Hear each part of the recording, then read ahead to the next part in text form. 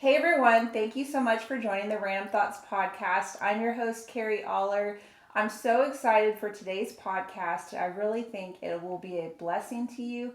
I know it's blessed me. I just realized I forgot the Kleenex and I should have brought it because today's episode is power packed. This is my friend Bobbie. Bobbie, say hi. Hi. And Bobbie is going to be speaking with us today about her cancer journey and how God brought her through it.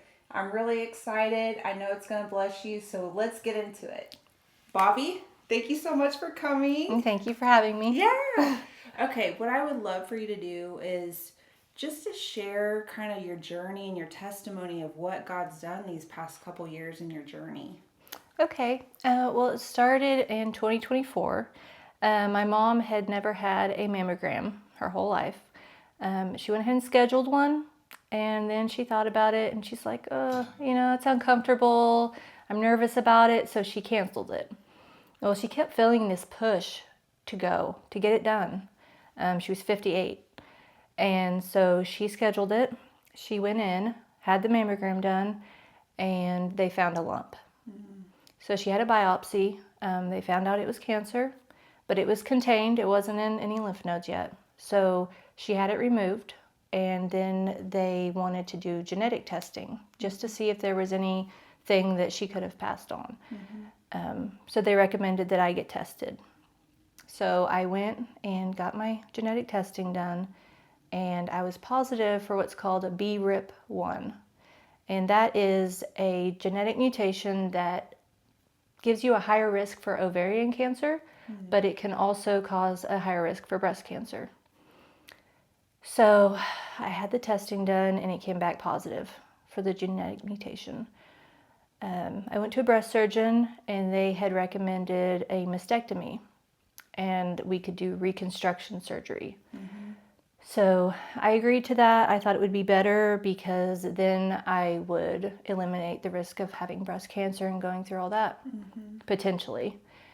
And so I had the surgery, and they tested the tissue after because they said anytime tissue's removed from your body, they test it in the lab just to make sure everything's good.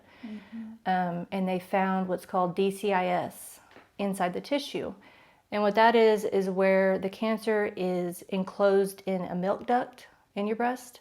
And so it hasn't moved and it can't move out of that area. And so they said that was the best case scenario because a mastectomy is what you need to treat DCIS. So I felt like I'd been preventative. I did what I needed to. After the mastectomy, I had some complications with hematomas and different issues with my tissue expander. I had to go through a few more surgeries. After that was done, I just continued on with the reconstruction of the tissue expanders. And I had went in for my pre-op appointment for my surgery to get my tissue expanders, which would be completing the whole journey of prevention. Whenever I went in, I had mentioned to my doctor that I had a lump. It was in my armpit. So I thought it was maybe a lymph node that was just swollen from maybe infection or something like that.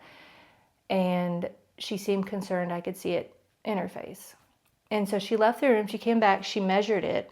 And then she went and called my doctor. And they got me in for an ultrasound and a biopsy. Well, when they biopsied the tissue, they found that it was cancer. And it was HER2 positive, which is a cancer that is fed by an increase in a protein, and that is considered aggressive because it speeds up the process of the tumor growth. And so they had to check and see if it had spread to my lymph nodes. So they removed 2 lymph nodes. They found it in 1. So once it's spread to lymph nodes, then chemotherapy is necessary because they don't know where it has went throughout your body. So at that point, I was like, how does this happen? I did what I was supposed to do. I did the mastectomy. But I had something called accessory breast tissue. That's where the breast tissue goes outside of the area where it's normally supposed to be, and it grows into your armpit area. So when I had my surgery, that wasn't all removed. So there was just enough tissue left in that area for a tumor to grow. So he went back in. He had to remove all the tissue that he could without affecting any muscle or bone in that area. And then I started chemotherapy. It was July of last year. I had 6 rounds. It was rough. My first treatment, I had a reaction. I had to be taken to the hospital. That was really hard to go in for the second one after the first one was so rough. But I had many complications along the way. I was hospitalized twice for a week at a time. I got colitis, which is an infection in your stomach. It was just from the chemotherapy killing all of the healthy bacteria in my stomach. And so once it killed all the healthy bacteria, the bad bacteria had a place to grow and spread, and that's what caused the infection. I also became neutropenic, which is where your white blood cells get so low that your immune system is compromised. So I was also hospitalized during that time just to keep me secluded in a place to where I wasn't around people and to help get my immune system back to where it could actually fight out in the world around people. So I completed my chemo. Then I did 20 radiations in January, and I completed a year of HER2 treatments, which is targeted at that specific protein. I finished July 1st of this year. Woo! Yeah, that's a celebration. Yeah, sorry, I had to. I was just sitting here thinking. Yes, but my testimony through this whole journey has been God. We had started going to church a few years before I was diagnosed, and like throughout my whole life, I hadn't really gone to church. I'd went here and there. I believed in God, but I didn't feel like I had that relationship, that bond, that trust. I've always been a person who wants control. I want to control my daily life, who I'm around, how people treat me, just every aspect of it. Yeah. Like that's just been me my whole life. And I have anxiety and I've had depression from it. It's just a lot to put on yourself. And I always wanted to give it to God. I wanted to give everything to Him and trust Him, but there's always this like wall. I felt like I could never really get that connection that I wanted and that I knew was there. And after I was diagnosed, I went into this place of like joy. And it was like, how do you have happy? Am I losing my mind? Like, how do I feel happy when I'm going through chemo and I have cancer? And I should feel sad right now, but I didn't. And it was God. It was God that got me through it. I have no doubt that I couldn't have done this without my faith, without God. And one of the best examples I have is when I was hospitalized one of the times for a week, and I hadn't gotten out of the hospital bed in days. And the nurse told me, she's like, you have to walk. And the nurse kept pushing me. She was like, you have to walk. You have to move around. You're going to get a blood clot, you know. Like, I feel awful. I can't do it. So I was like, okay, I'll do it. I put my legs over the side of the bed, and I started throwing up, just uncontrollably. The nurse came in. A nurse's aide came in. The nurse was kind of standing there, like, on her computer, I think, trying to order some nausea meds for me. And it was just, I just couldn't control it. It was awful. And I felt at that point just like I wasn't even there. I felt like a shell. It was just overwhelming. And the nurse's aide came and she sat by me. She put her arm around me and she leaned in and she said, can I pray with you? And in the middle of me, like throwing up and just no hair, no eyelashes, pale, frail. And she got close to me and I said, yes. And she said, God is with you. God is here. God is with you. And I felt it. And I felt like there is no way a person can go through this without God. Like He was bringing me through. He was carrying me through it. I didn't feel like I was there. And that meant so much to me. that she got close to me, that she didn't care what was happening, that I was throwing up, and just wanted me to know that God was there. And that is what got me through this whole process of going through chemo and fighting this cancer. And now that I finished my last treatment, and I feel like I'm a different person. I feel close to God. I feel like I got through that barrier, that wall that was there. That was me. I was the one preventing the relationship from getting close, just from my own pride and wanting to be in charge and in control. And God showed me, you are not in control. I was taken down to a shell, like, of a person, and everything, I feel like, surface-wise, flesh was taken from me by the cancer, by the chemo. And that was the time that I got closest to him, is when I let go and I trusted in him that he knew what he was doing, and he did. And I came out on the other side with a totally different perspective of people, of life, of time, of faith, and just trusting. Because I trusted him, and he brought me through. And I just feel like if I tell my story and it saves one person's life, then everything's worth it. And I would do it again, because I would not have became the person I am without that experience. And in the beginning, I thought, like, why? What? I've done everything right. I have lived clean. I have bought the products that are paraben free, and I didn't smoke, I didn't drink. I lived healthy. And it seemed unfair at first. But then as I went through the journey and I saw that what I was going through could help other people, that's where I got strength also. Is just telling it and knowing that, maybe that person who felt like my mom did, like, a mammogram's uncomfortable. I mean, it is. Right. It's uncomfortable. Yeah, it is. But it is worth it to save your life or save a family member's life. We had no history of cancer in our family, so if my mom wouldn't have made that first step, I don't feel like I would be here. And God worked through her to save my life. That's amazing, Bobbie. Thank you.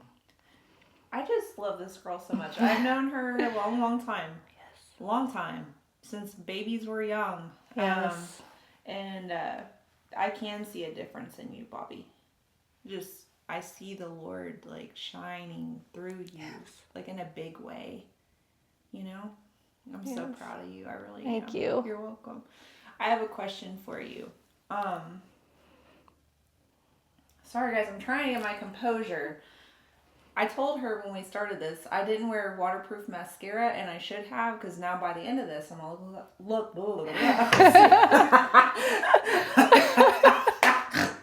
Okay.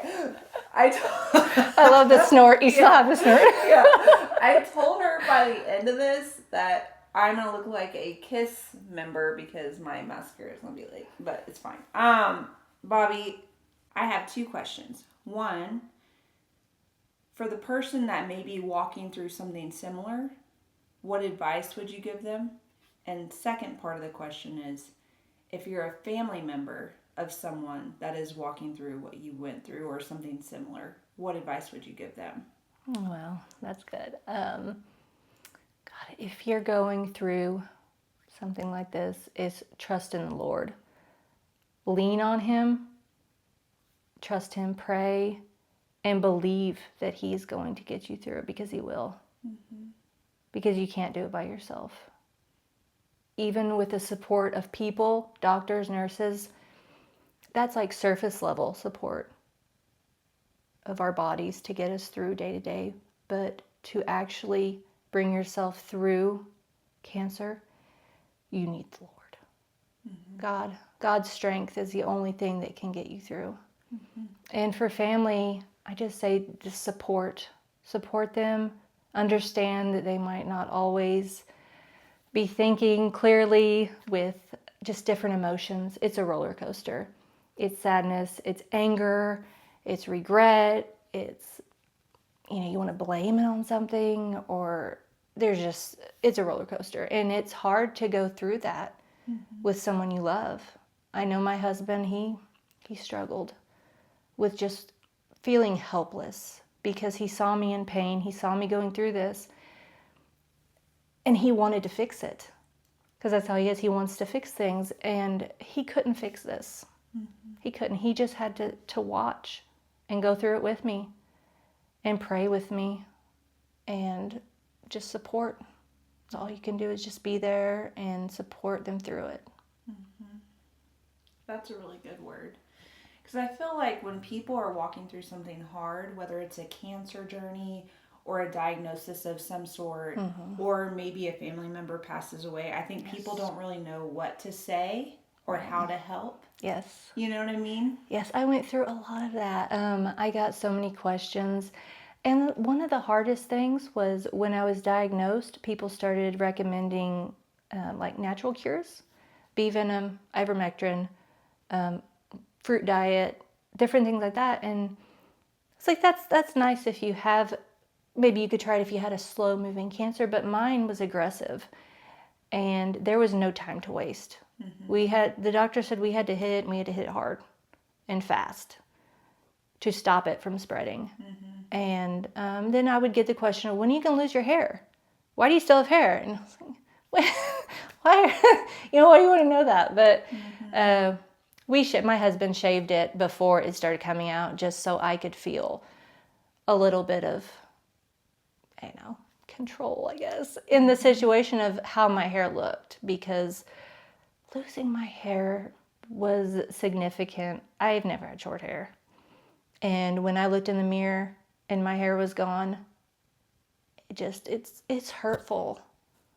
Especially as a woman having long hair and having your eyelashes and everything, it really hurt. But that was surface level stuff. That was the flesh. That was just not important, really, in the big picture.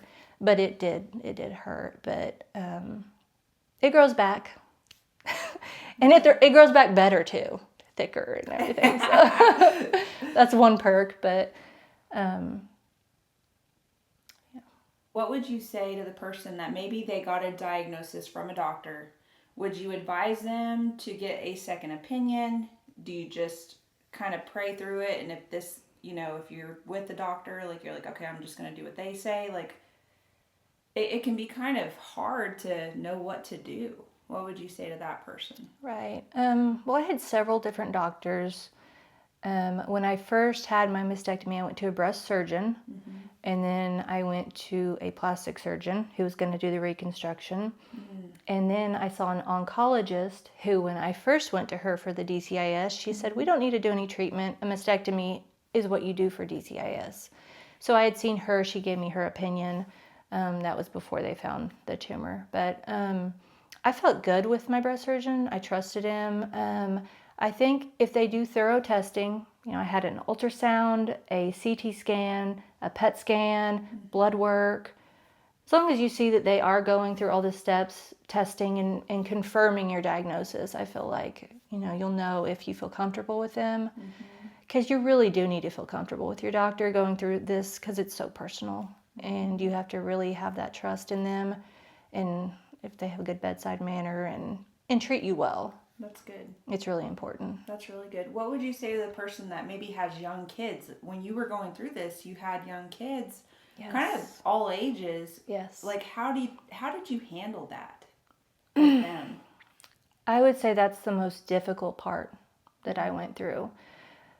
My kids all handled it differently. My oldest, she was a rock, and she's like, it doesn't bother me. We're getting through it, look straight ahead type thing.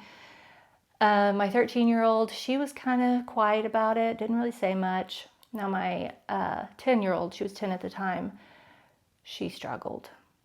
At bedtime, when I told her goodnight, she would keep me in the room. I'd say, goodnight, I love you. She'd say, I love you. I shut the door, she's still saying it. I love you. I'll see you in the morning. Love you. And it hurt so bad because I knew she was scared because she didn't know what was going to happen.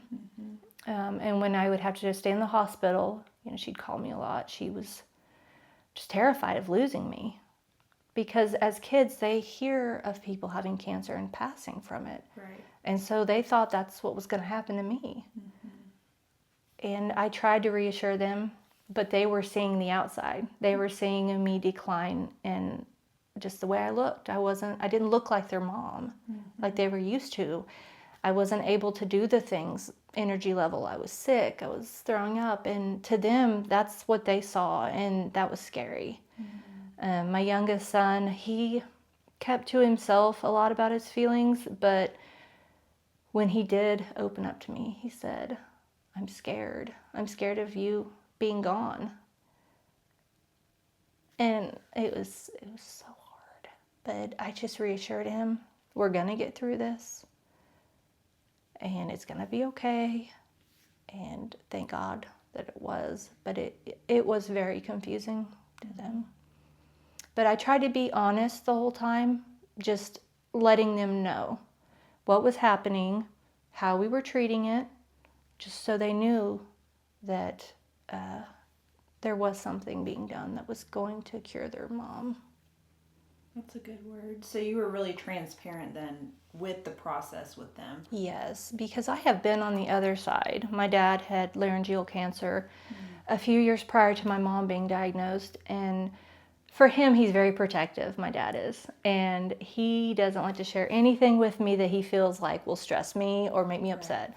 So he was very secretive through his whole process, and that was hard on me because I wanted to be going through it with him and supporting him and understanding where he was at, what was happening. And is pretty quiet about it. So with my kids, I didn't want to leave that room for their minds to wonder. Right. I wanted to inform them, let them know what was happening so they didn't wonder and think like, is she not telling us everything? And so I think that's really important, to be honest. Yeah, that's really good. Okay, Bobbie, my last question about this, unless the Lord totally is like, hey, you forgot to ask that, is were you involved in any care groups or support groups or anything like that? Was your family, or was it more like the church just kind of came around you? I know some women get involved in like nonprofits and stuff with cancer stuff. Has any of that helped you, or what did you guys do, I guess? Yeah, when I was first diagnosed, I reached out to a few nonprofit groups. Tenaciously Teal was one of them. They were great. They did an empowerment photo shoot for me, and I had no hair at the time. But we went to this like old building downtown, and this photographer took a lot of great pictures of me, and it meant so much. And they did my makeup and everything, and that was really special during that time.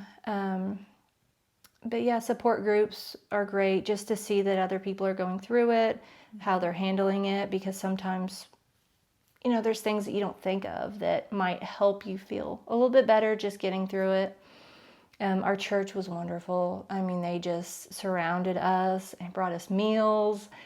And, oh God, one of the most special times to me, I went to the hospital. My daughter had to take me because my husband was working out of town.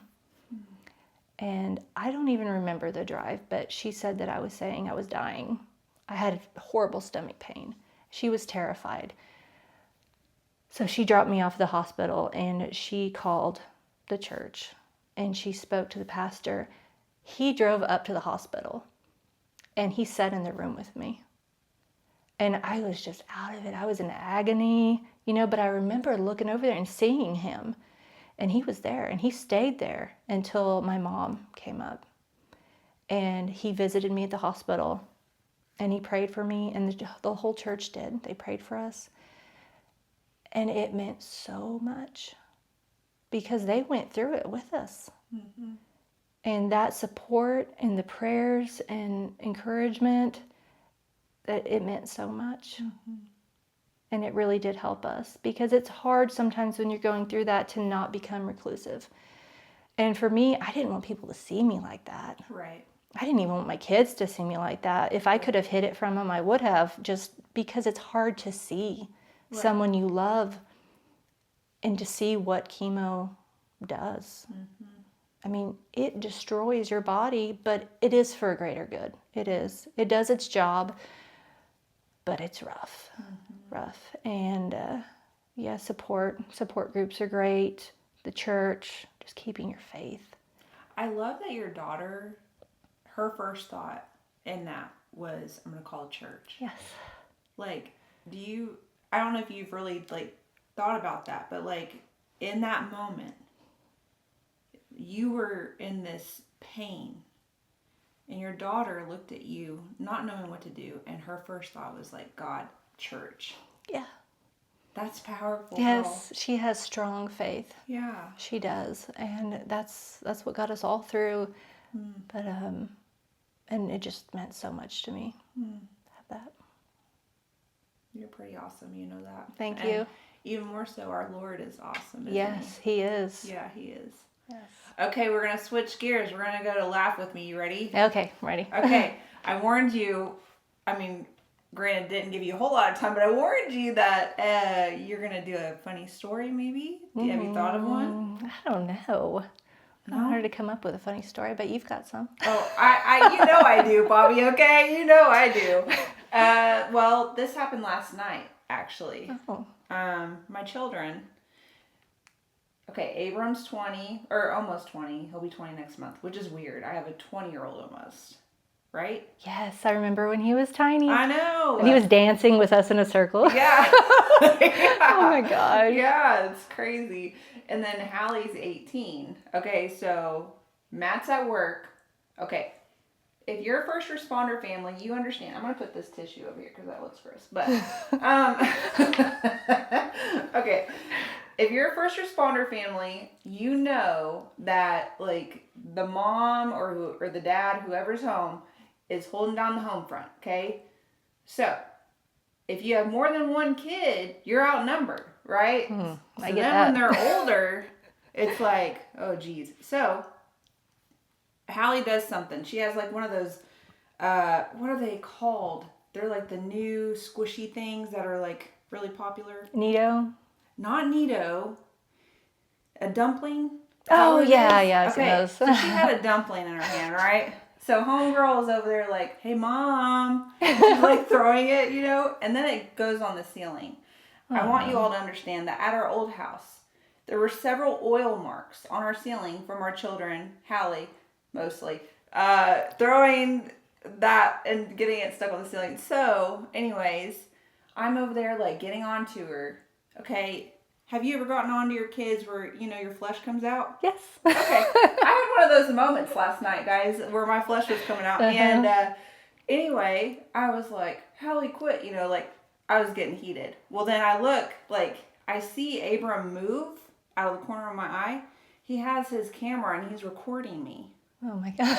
So then you feel like you have to alter, like, it's amazing how that could alter, like, how you're handling the situation. Then I'm like, oh, I'm on camera. Okay. Yes, I get that. So, that was pretty funny. But it was also, like, really, they are good kids. But sometimes, you guys, they like to push the buttons. Yes, I get that. Yeah. My daughter, especially my oldest, she loves to do the thing where they come up over the top of you with the camera and get that really weird angle where it makes your nose, like, super long and your forehead big. Yeah. And she does it, and I'm like, stop. And she's like taking pictures and stuff and then shows it to me. Yeah. She did that to me a lot when I had no hair. So I guess that's a funny story. I'd be laying in bed and she would just be taking pictures of me and then show me and like hysterically laughing. And I'm like, that's not funny. I don't want to see that. Right. You know, she had our background picture on our phone messages of me bald and her, you know, and we were taking a picture together. I'm like, Aww. what do you got to put that picture? Right. Like, I've got hair now. Let's put a better picture. Right. So she changed it, but yeah. I mean, humor is something you need when going through something like this. Absolutely. Because, I mean, what else are you going to do? Like, Right. laugh. There's enough crying and enough sadness in the world. Just, this is what is happening. You're going through it. Humor does help. It does help. Yeah. You got to find the little things to just laugh about. Honestly. Yeah. You know? You can't take it too seriously because that's Makes it harder. Right. You know what else I had to do last night? I don't know what. Abram had cooked the night before, which I had not cleaned it up yet because I did not feel like it. Yeah. So, anybody else been there? Yes. I mean, we've all been there, right? Yes. So, for sure. Yeah. So, he had cooked this chicken. It was like the frozen, like, crispy chicken or whatever. Mm-hmm. He cooked it, but then he, like, triple cooked it or something because it was, like, black and, like, stuck to the pan. Yeah. Yeah, made the house stink and everything. Yeah. I had that thing soaking. Girl, you know what I did last night? I threw that thing in the trash. I was like, I'm not doing this anymore. Sorry, babe. I threw the pan in the trash if you're looking for it. So. Well, I admit I've done that too. Really? Especially with those ones that are just like, they don't come off. No. Just like burned into it. Yes. Yeah. And it's just not worth it. Right. I mean, could I have scraped it all off? Right? Eventually. Maybe. But did I want to find out how long? No, I didn't want to see how long it was going to take me. So, I agree. Yeah. Any other funny stories? I don't know how funny it is, but when I was going through chemo and I was feeling so sick, I didn't want to let the dogs outside. My daughter has this, she's like a German Shepherd mix, so she's about 60 pounds, and she's really derpy. Like, she just runs into stuff, and she's really silly. And I'd let her out, and then I turned around and was walking back to my room, and I guess the door hadn't closed all the way. She got back in. She ran up behind me and hit me right in the back of the leg, and I went backwards. Oh, no. Hit the floor, and I'm like, oh my God. Oh, no. I didn't know if I was going to be able to get up because I was so frail at the time. Yeah. But, she really just like, was like, you're going to get up. And she kind of knocked some sense into me, I think. She's like, hey, Mom, watch this trick. Wake up. Yeah. Oh, bless your heart. Yeah, but she's so sweet. Dogs are funny. They are funny. Mm-hmm. We have 3 dogs. We have Zeus, Bowden, and Muffin. Zeus and Bowden are brothers. I didn't know littermate syndrome was a thing. Yes, I've experienced that. Okay. Yeah. And they're big boys. They're like big German Shepherds. And if they fight, it's scary. Mm-hmm. So now we have to have Bowden outside with Muffin, and then Zeus is inside, and then I have to switch them. I have done that. We had a corgi that would fight with our rat terrier. Really? And he would fight with him so viciously. He would grab his neck and stuff. And so I had to find a different home for the corgi just for safety reasons. But I did the switching out like you're doing, and it's exhausting. It is exhausting. Yeah. And it's stressful just like making sure they don't connect somehow. And especially with large dogs. Yeah. I guess it's like a sibling thing. It is a sibling thing, and it's crazy. I thought, like, having 2 brother dogs, like, oh, it'd be so cute. They're brothers. Because I had 2 peekapoos at one time. Like, Muffin had Oreo. Oreo died, like, a week after my dad. Oh. Anyway, but, like, so Oreo and Muffin were sisters, and they didn't have any issues. But then Bowden and Zeus, they, like, want to kill each other. Yeah. So I have to keep them separated. Yeah, that's hard. It is hard. Was Oreo or Muffin the one you had when Abe was little?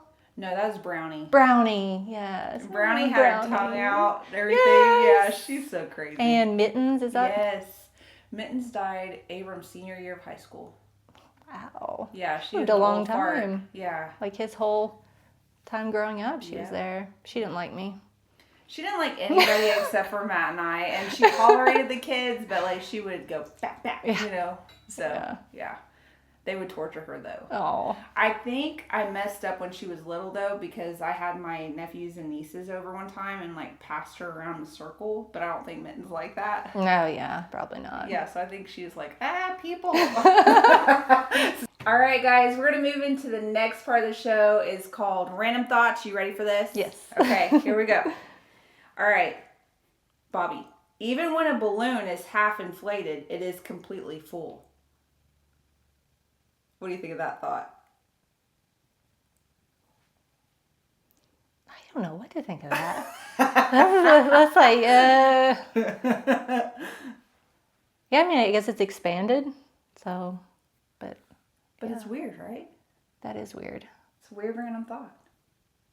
Yeah, it's something you never really think about. This is what happens in my brain, though. Like, these kind of thoughts go through my brain, like, all day long. Wow. Actually, I know, it's pretty exhausting. Do you do a lot of, like, Googling or asking Yes. questions? Yeah. I do. And so, okay, get this. Millions of people are doing the exact same thing as you are right now. Yeah, that's an odd thought too. That is an odd thought, right? Like, especially if you're going to the bathroom. It's Well, there's got to be someone else going to the bathroom with all these people.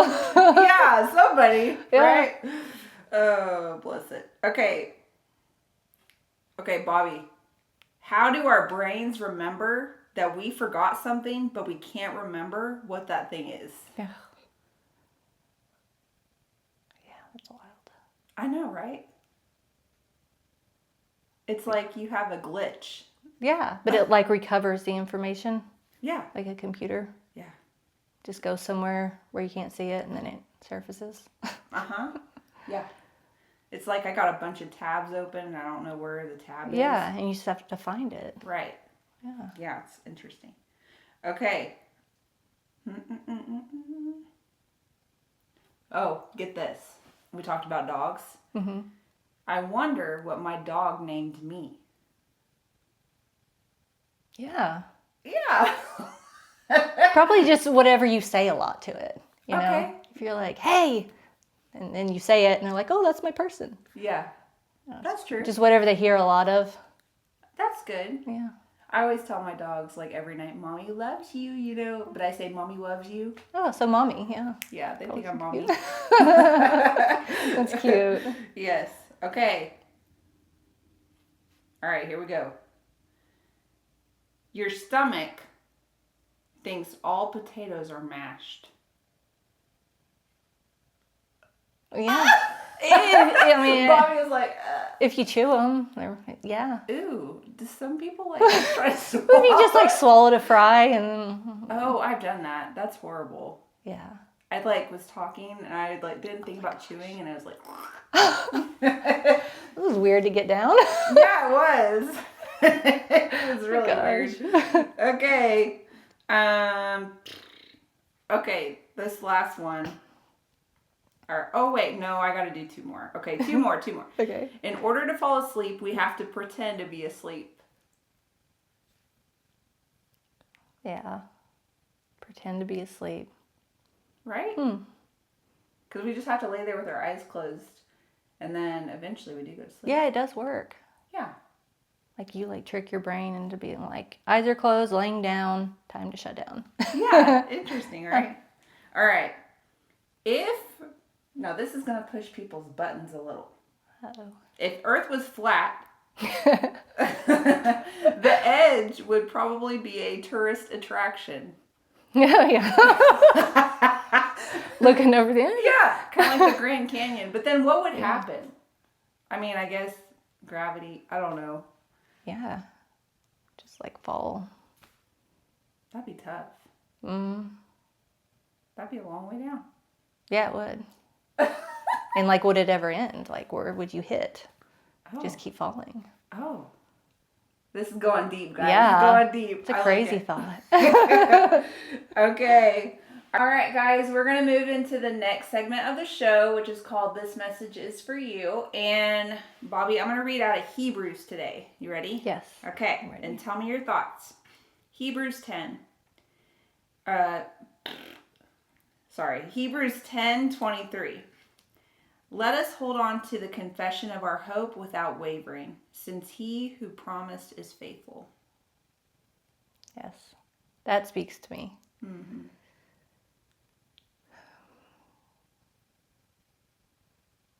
To never separate yourself from God. And know that He has a plan for us, even though it looks like something that we want no part of. Mm-hmm. It looks bad. It sounds bad. We don't want to do it. But we have to go through that to get to where He wants us to be. Mm-hmm. And to have faith and to have hope is just crucial in getting through it. Mm-hmm. And it's hard, and it's easy to say, you know, I've heard a lot of people when they go through grief and death and diagnosis that say, why did God do this? Mm-hmm. And blame Him. But like they say, we live in a fallen world. There's sin, there's so much at play.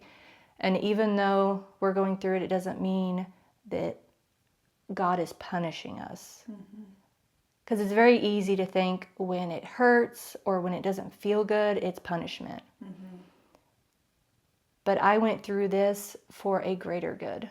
And I would go through it again. I would go through all the pain again because of the transformation that I've had going through it. And you do have to go through those low times. But on the other side, you have no idea what's coming.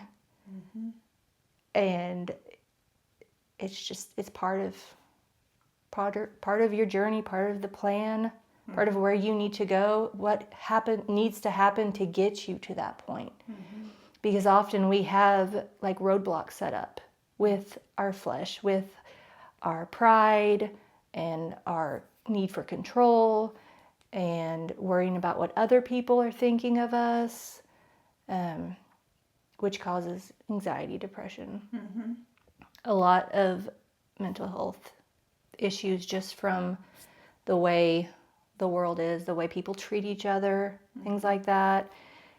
And get a whole different perspective when you give it to God and you let Him lead you. And you'll see a huge change in your life. Always for the better. That's right. And I love everything you just said, and I want to add on to it too. Yes. Even if it doesn't turn out the way you want it to. Right.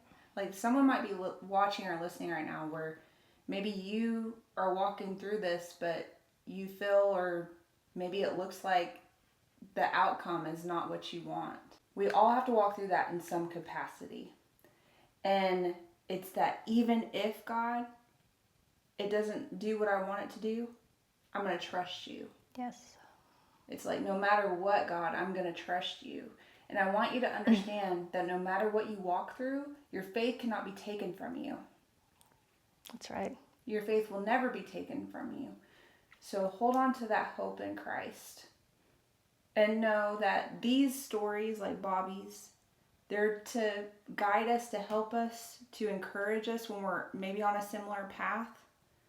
But we all might have different outcomes, but one thing remains the same, which is God is faithful, no matter what. Yes, He is. Thank you so much for sharing your story. And thank you for having me. I just hope that it helps someone out there that's going through something similar or knows someone who's going through it, because you can get through it.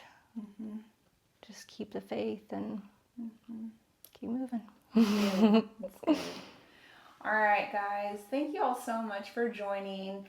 And I just pray that this message blessed you. I hope that you're encouraged. And remember, life gets messy, faith gets stretched, but Jesus is still on the throne. Bye, guys.